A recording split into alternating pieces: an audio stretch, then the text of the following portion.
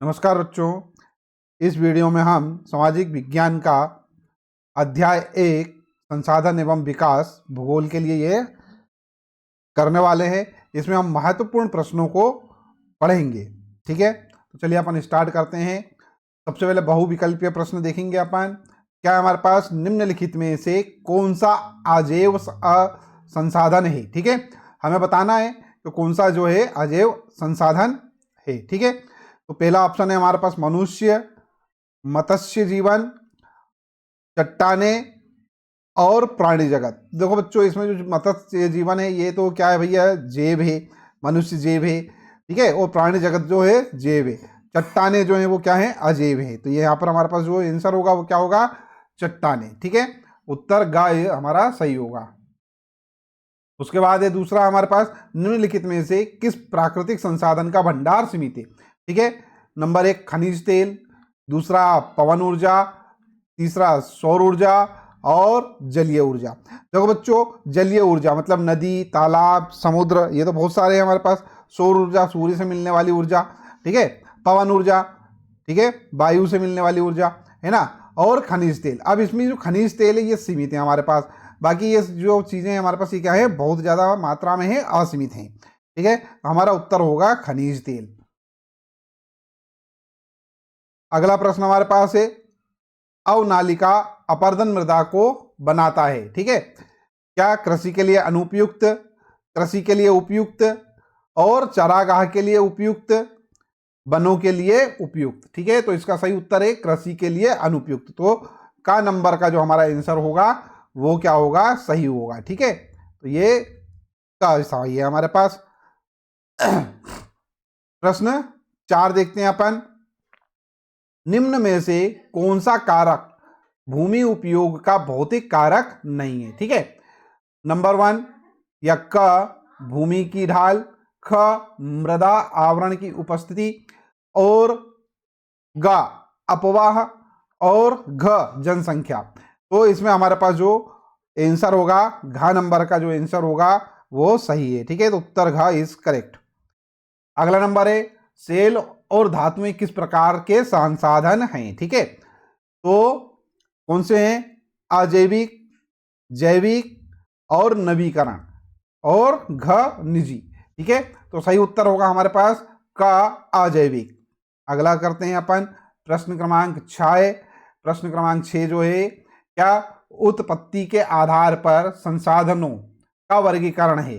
ठीक है, तो किस प्रकार से वर्गीकरण किया जाता है? नवीकरणीय और अनवीकरणीय। ठीक है, जैविक और अजैविक, निजी और सामुदायिक और संभाव्य और विकसित। ठीक है, तो ये हमारे पास है जैविक और अजैविक। अगला देखते हैं अपन। अच्छा बच्चों, ये प्रश्न जो अपन हल कर रहे हैं, ठीक है, तो यदि आपको अच्छा लग रहा होगा वीडियो तो इस वीडियो को लाइक ज़रूर कर दीजिएगा, है ना। अपन आगे बढ़ते हैं। प्रश्न क्रमांक 7, संसाधन जो एक क्षेत्र में पाए जाते हैं लेकिन उनका उपयोग नहीं होता कहलाते हैं? ठीक है, हमारे पास का नवीकरणीय संसाधन, ख संभाव्य संसाधन, ग जैविक संसाधन और घ चक्रीय संसाधन। तो ऐसा संसाधन जो है वो संभाव्य संसाधन कहलाते हैं। ठीक है, कि अपने पास उनकी उपस्थिति तो है लेकिन हम क्या कर रहे हैं, उसका उपयोग नहीं कर रहे हैं। ठीक है, तो ख नंबर का हमारा जो ऑप्शन है वो सही होगा। अगला नंबर हमारे पास है प्रश्न क्रमांक 8, प्रथम अंतरराष्ट्रीय पृथ्वी सम्मेलन किस वर्ष आयोजित हुआ था? ये तो महत्वपूर्ण प्रश्न है, पूछा जाता रहता है, आपको करना चाहिए। तो का नंबर क्या है, 1992। ठीक है, और 1994, गा हमारे पास 1991 और घा 1996। तो हमारा सही उत्तर जो होगा वो का होगा 1992। ठीक है, प्रश्न क्रमांक 9, निम्न में से कौन सा कारक भूमि उपयोग का भौतिक कारक नहीं है? ठीक है, तो का हमारे पास है भूमि की ढाल और खा हमारे पास है मृदा आवरण की उपस्थिति। ठीक है, और गा है हमारे पास अपवाह और घा हमारे पास है जनसंख्या। तो फिर वापस से हमारे पास ये घा नंबर का ऑप्शन जो है वो सही है। ठीक है, उसके बाद है निक्षालन से बनी मृदा कहलाती है, क्या कहलाती है भैया? जलोढ़ मृदा, लाल मृदा, लेटेराइट मृदा और मरुस्थलीय मृदा। ठीक है, हमारा सही उत्तर होगा लेटेराइट मृदा। ठीक है, ग नंबर का ऑप्शन करेक्ट। उसके बाद बच्चों पढ़ लेते हैं, रिक्त स्थानों की पूर्ति कीजिए। तो लौह अयस्क प्रकार का संसाधन है। ठीक है, किस प्रकार का संसाधन है भैया? लौह जो अयस्क जो है वो अजैव प्रकार का संसाधन है। ठीक है, देश के कुल क्षेत्रफल का 27% भू क्षेत्र है। कौन सा क्षेत्र है? पठार क्षेत्र है। संपूर्ण उत्तरी मैदान जलोढ़ मृदा से बना है।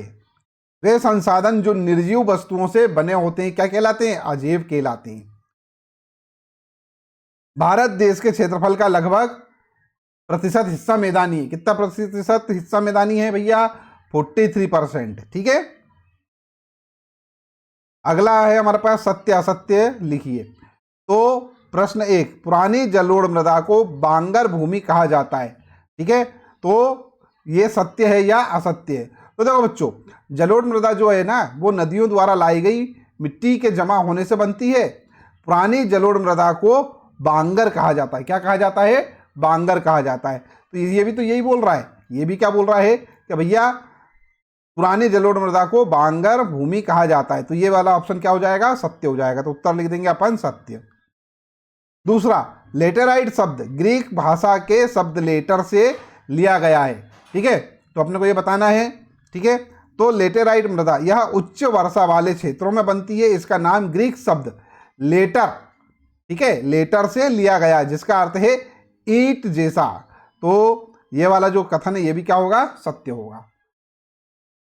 अगला नंबर हमारे पास है प्रश्न क्रमांक 3, पंजाब और हरियाणा में 80% भूमि पर कृषि होती है।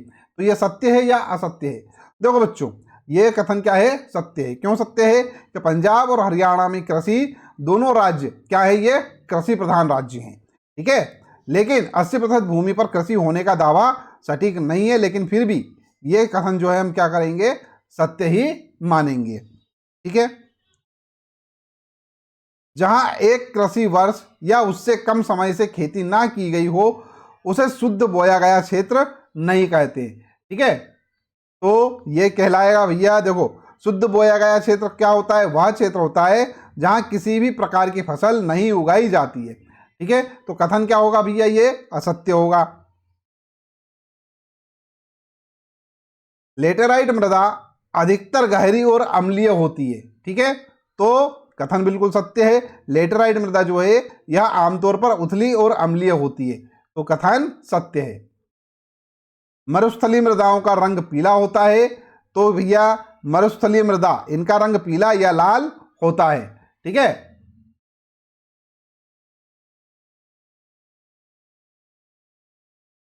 तो यह कथन क्या है? असत्य है। क्यों असत्य है भैया? अगर ये सिर्फ बोलता क्या कि रंग पीला या लाल दोनों हो सकता है, कुछ भी हो सकता है, ठीक है, तो सत्य हो जाता कथन, है ना। चलिए आगे बढ़ते हैं अपन। मृदा सबसे महत्वपूर्ण नवीकरण योग्य संसाधन नहीं है। ठीक है, तो मृदा यह नवीकरण योग्य संसाधन है, लेकिन नवीकरण की प्रक्रिया धीमी होती है। तो यह क्या कथन है? सत्य है। ठीक है,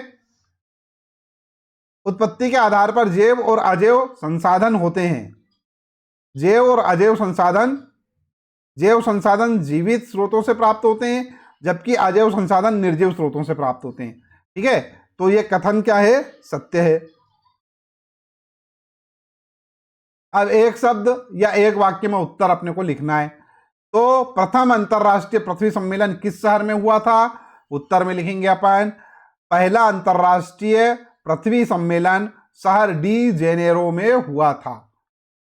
उत्पत्ति के आधार पर संसाधन कितने प्रकार के होते हैं? तो भैया उत्पत्ति के आधार पर संसाधन मुख्यतः 2 प्रकार के होते हैं। ठीक है, राष्ट्रीय वन नीति के अनुसार भारत के कितने प्रतिशत भाग पर वन होना चाहिए?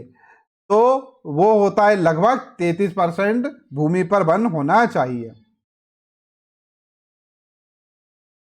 अधिक वर्षा से निक्षालन की क्रिया से किस मृदा का निर्माण होता है? अपन ने अभी देखा था लेटेराइट मृदा का निर्माण होता है। मरुस्थलीय मृदा किस राज्य में अधिक पाई जाती है? तो मरुस्थलीय मृदा जो है वो राजस्थान में अधिक पाई जाती है। भारत के कितने प्रतिशत भाग पर पर्वतीय क्षेत्र है? ठीक है, तो लगभग 30% क्षेत्र पर क्या है, पर्वतीय क्षेत्र हैं। उसके बाद हमारे पास कपास की कृषि के लिए कौन सी मृदा उपयोगी है?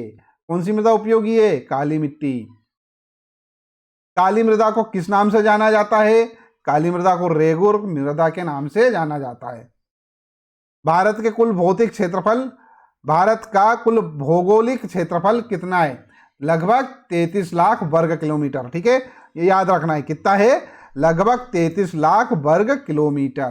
ठीक है, तो आई होप वीडियो आपको पसंद आया होगा, अच्छा लगा हो तो वीडियो को लाइक कर दीजिए, चैनल सब्सक्राइब ना किया तो चैनल सब्सक्राइब कर लीजिए, साथ ही साथ में नोटिफिकेशन वाला जो बेल आइकन है उसको प्रेस कर दीजिए।